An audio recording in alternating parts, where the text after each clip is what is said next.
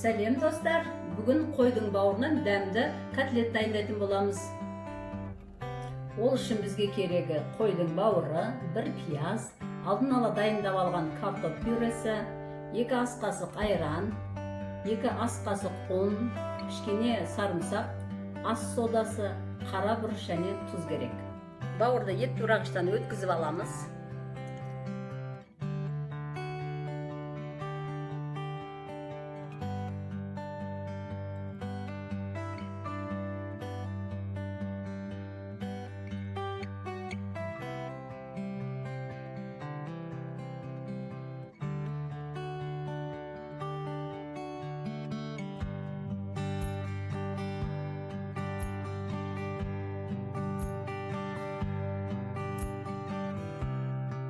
Айранға ас соданы қосып аламыз.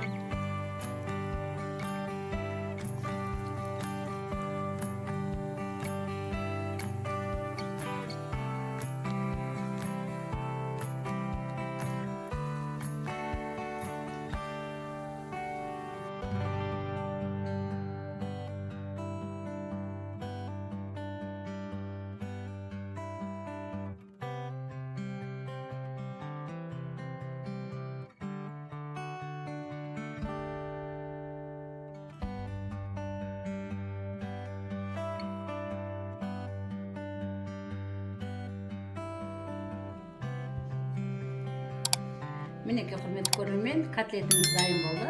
Қасына өздеріңіздің қалауларыңызбенен картошка ма, әлде макарон қоюларыңызға болады.